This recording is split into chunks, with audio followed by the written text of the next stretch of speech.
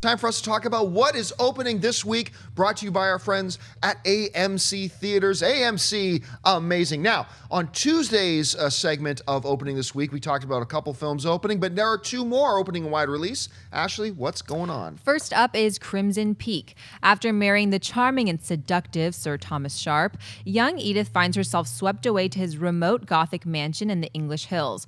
Also living there is Lady Lucille, Thomas's alluring sister and protector of her family's dark secrets. Able to communicate with the dead, Edith tries to decipher the mystery behind the ghostly visions that haunt her new home. As she comes closer to the truth, Edith may learn that true monsters are made of flesh and blood. Next up is the faith-based film Woodlawn. After a government mandate, Tony Nathan, a gifted high school football player, and other African-American students desegregate Woodlawn High School in Birmingham, Alabama in 1973.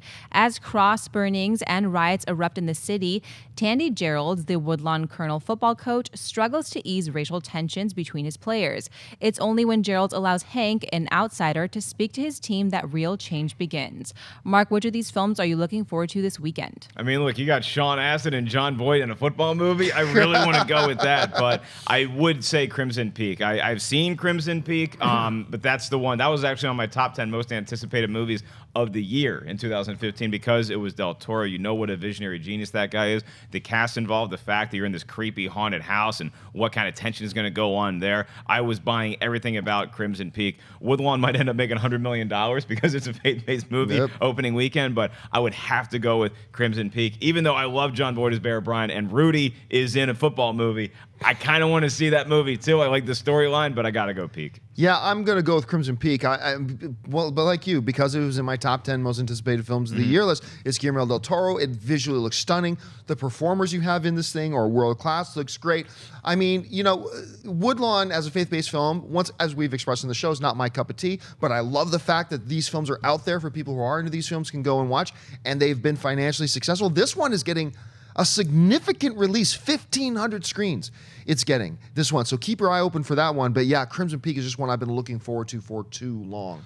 I think Crimson Peak is also one of those movies that you send people to the theater for how visually stunning it is. It looks and beautiful. It's a movie that should be seen in theaters, regardless. Because I've seen the movie, and I didn't love it as much as I wanted to, but I certainly encourage people to see this movie in the theater because it's not a horror film at all, and people should know that going into it. But it also there's horror. I mean, come on, it's not a horror film.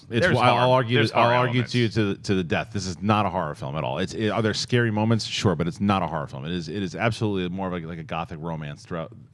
But that being said, Del Toro has built this house. It is a character. The house becomes a character. There are great performances in it. I think that there are people that are going to love it, and I think that people that'll be on Mark and myself, our side of the fence too. But regardless, the movie you should see in the theater.